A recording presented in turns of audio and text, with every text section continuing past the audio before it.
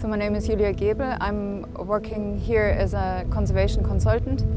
So what that involves is that I'm devising the initial methodology for the project, and I'm supervising the project and making sure that the conservation principles are adhered to.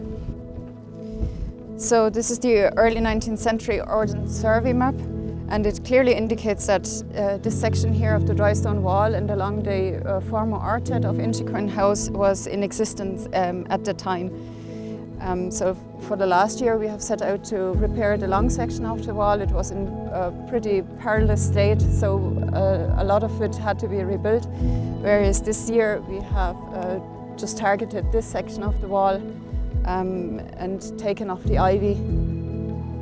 So we had a local stonemason here from the Burren employed to repair the dry stone walls, which is quite particular, I believe, because the dry stone walls are very specific to this area. The Burren are world famous, and they're also world famous for the dry stone walls. So having a local tradesperson to maintain these walls is crucial, because he would have seen these walls from childhood on.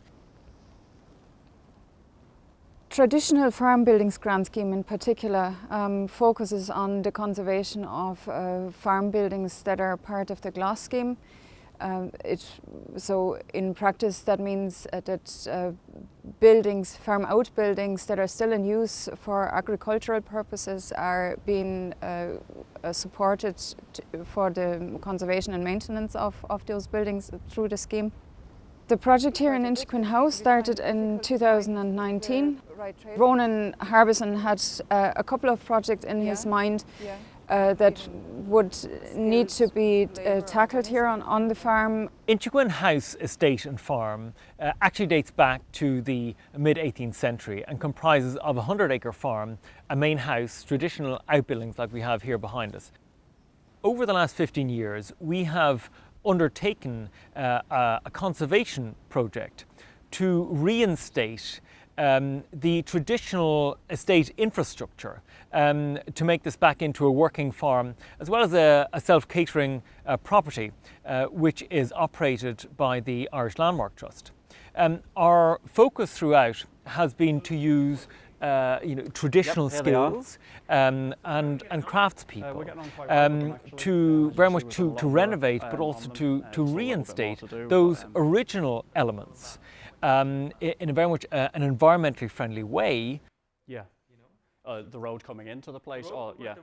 So the gates were taken down this year in June.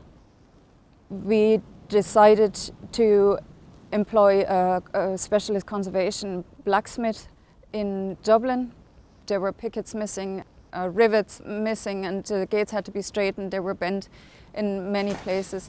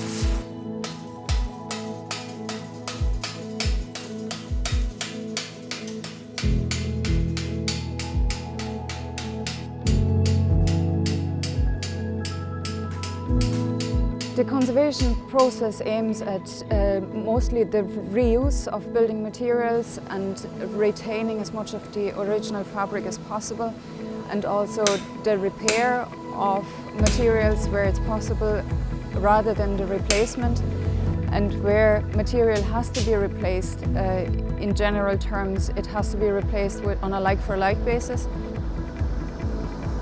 The traditional farm buildings grant scheme is particularly interesting because it focuses on our vernacular heritage. That means these are usually structures that are easily overlooked because we're so used to looking at them. but they form a part of our built heritage, which is produced or built from local resources, local materials, and local skills would have been used to build them.